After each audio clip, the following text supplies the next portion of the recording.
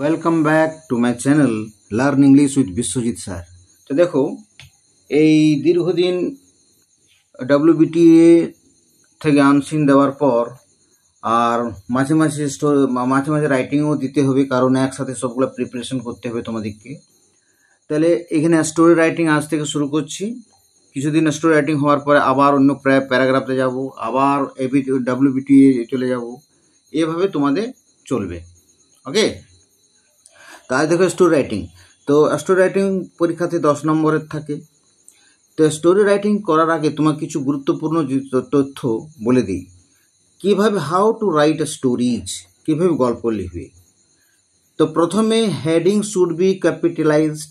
সবচেয়ে বেস্ট হচ্ছে ক্যাপিটাল ওয়ার্ডে সব হেডিংগুলো লিখে দাও। প্রত্যেকটা ওয়ার্ড হেডিংয়ে ক্যাপিটাল লেখাটা সবচেয়ে বেস্ট। এমনি আরও লেখার কায়দা আছে। এই প্রত্যেকটি শব্দের প্রথম অক্ষরটা ক্যাপিটাল করেও লেখা যায়, কিন্তু আর্টিকেল, প্রিপোজিশন, কনজাংশন এগুলো স্মল লেটার দিতে হয়। তো এগুলো একটু জটিল হয়ে যায়, কোনো কারণে যদি ভুল হয়ে যায় নাম্বার কেটে যাবে। সেই জন্য সবচেয়ে বেস্ট ক্যাপিটাল লিখে দিলে কোনো ঝামেলা নেই। তো হেডিং সর্বদা ক্যাপিটাল লেটারে দেবে। ওকে, তারপর নেক্সট চলে এসো। এগুলো এইটা 1 নাম্বার থাকে, আর হেডিং লেখার জন্য 1 নাম্বার থাকে। এরপর হচ্ছে right full sentence from the hints. এবারে হিন্টস থেকে যখন কোন হিন্টটা ধরবে, যেমন তার একটা পূর্ণ বাক্য হয়, কোন হিন্টটাকে আদা বদা লেখো না, কারণ পূর্ণ বাক্য যেমন হয়। আর হিন্ট অনুসারে লিখবে সব কিছু।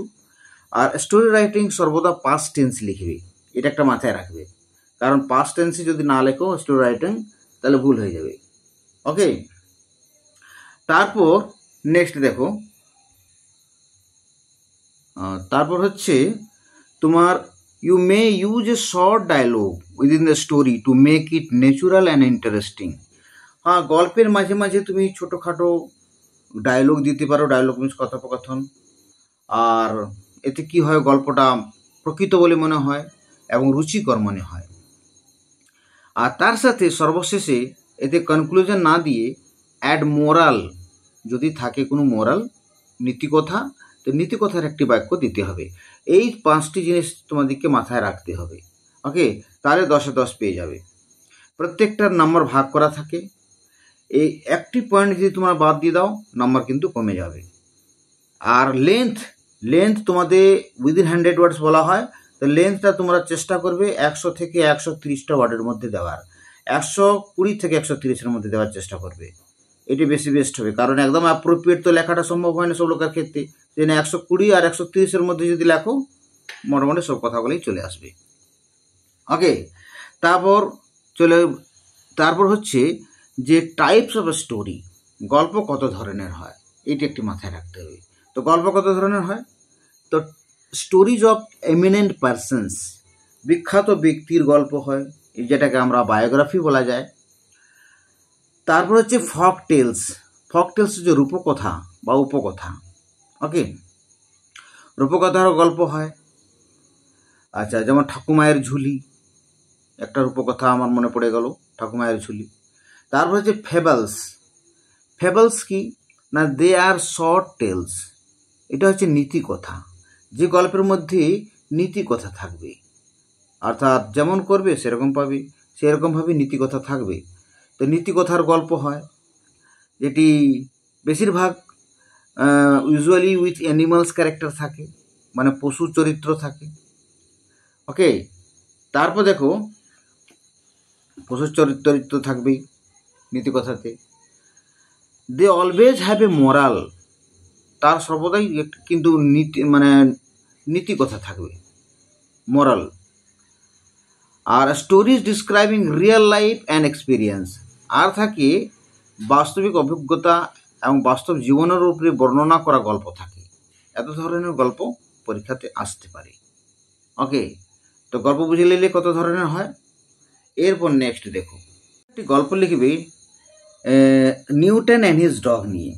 এটা একটি প্রশ্ন, write a story about Newton and his dog.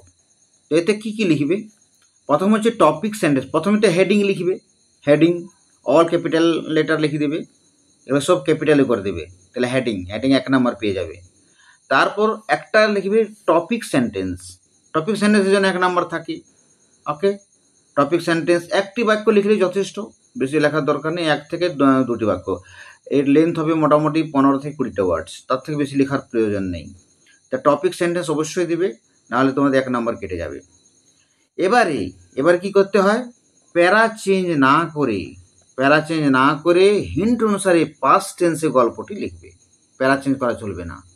ওকে, আচ্ছা, তারপরে কি করতে হয়, তারপর দেখো শেষে মোরাল লিখবে। মোরাল যেমন এর মোরালটা আমি এখানে লিখে দিয়েছি, যেমন patience is the strength of character, ধৈর্য চরিত্রের শক্তি। যদি তোমার ধৈর্য থাকে, এই তো বোঝা যায় তোমার চরিত্রটা কত শক্তিশালী। তো পড়াশোনার ক্ষেত্রেও ধৈর্যের দরকার হয়। ওকে, যে কোনো জিনিসের ক্ষেত্রে ধৈর্যর প্রয়োজন আছে, এই জন্য এখানে বলা হয়েছে। তারপরে দেখো নেক্সট, দেখো এখানে গল্পটা আমার স্টুডেন্ট লিখেছে। আমি এই গল্পটা যথেষ্ট 10-এ 10ই পাওয়ার কথা। দেখো কিভাবে লিখতে হয়, আরও স্ট্যান্ডার্ড তুমি লিখতে পারো, এই জন্য আমি স্টুডেন্টকে দিয়ে লেখা করাই যে তারা কেমন লিখছে। Student and his top, sir Isaac Newton was a great scientist. এখানে ভুল করে একটু এসটা দিয়ে ফেলেছিল, যে এসটা দেওয়া চলবে যদি থাকে sir Isaac Newton was one of the greatest scientist, তাহলে লেখা চলবে। কিন্তু এখানে যেহেতু ওয়ান অফ দ্য নাই, তাহলে এখানে সায়েন্টিস্ট লিখতে হবে। Okay, sir Isaac Newton was a great scientist. এটা তোমার টপিক সেন্টেন্স হয়ে গেল, আর এর থেকে বেশি লেখা দরকার নেই। এরপরে গল্পতে চলে এসো। He had a favourite little dog name diamond, তার ডায়মন্ড নামের একটি ছোট্ট প্রিয় কুকুর ছিল। One day Newton had been hard at his research, একদিন নিউটন তার অনুসন্ধানের কাজ করতে করতে খুব পরিশ্রমী হয়ে গেছিল, খুব বেশি ক্লান্ত হয়ে পড়েছিলেন। So he went out of his room leaving his pet dog asleep before the fire, তাই তিনি আগুনের সামনে কুকুরটিকে ঘুমন্ত অবস্থায়, তার পোষা কুকুরটি ঘুমন্ত অবস্থায় রেখে বাইরে চলে গেলেন। ওকে, হোয়ার এ ক্যান্ডেল ওয়াজ লিট, যেখানে একটি মোমবাতি জ্বালানো ছিল। এখানে জ্বালানো ভার্বে পাস্ট পার্টিসিপল ফর্ম। সাডেনলি হঠাৎ করে তিনি সেই টেবিলের উপরে লাফ দিল। ওকে, তারপর অ্যান্ড অ্যাক্সিডেন্টালি দ্য ক্যান্ডেল ওভারটার্নড, আর ঘটনাক্রমে মোমবাতিটা উল্টে গেল। এখানে অ্যাজ এ রেজাল্ট লিখলে ভালো হতো, অ্যাজ এ রেজাল্ট লিখে নিই, তা না লিখলেও কোনো অসুবিধা নেই। The papers at once caught fire, সঙ্গে সঙ্গে কাগজগুলিতে আগুন ধরে গেল। দ্য ক্যান্ডেল ইগনাইটেড, বুঝলে, মোমবাতি তো জ্বলছিল নিউটনস ক্রুশিয়াল রিসার্চ পেপার্স। এবার কী করলো, এই মোমবাতির আগুনটি নিউটনের অতদিনের অনুসন্ধানের কাগজপত্রগুলি জ্বালিয়ে দিল। ওকে, হুইচ যেটি, তারপর যেটি বার্ন টু এসেস, যেটি আগুনে পুড়ে ছাই হয়ে গেল। Newton open the door of the room, Newton ঘরের দরজাটিকে খুলল।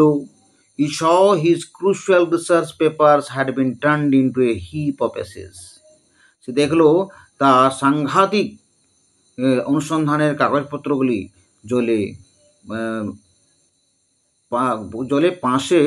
পাঁশের স্তূপ হয়ে গেছে। Almost another man would have killed the dog for this moment, বা ইন দিস মোমেন্ট লিখলে ভালো হতো। এই মুহূর্তে অন্য লোক হলে কুকুরটাকে হত্যা করে দিত। But Newton did not scold his dog, কিন্তু নিউটন তার কুকুরটিকে মারল না। ইনস্টিড, বরং হি জেন্টলি পেটেড ডায়মন্ড অ্যান্ড সেড, বরং সে ডায়মন্ডটাকে খুব ভালোভাবে আদর করলো এবং বলল, ও ডায়মন্ড, দো লিটল নোয়েস্ট হোয়াট মিসচিভ দো হাস্ট ডান, তখনকার ইংলিশ, বলছে ও ডায়মন্ড, খুব কম তুমি তো জানো না তুমি কি করেছো। Okay, then he patiently set to work again, তারপর ধৈর্য সহকারে আবার সে কাজ করতে শুরু করলো।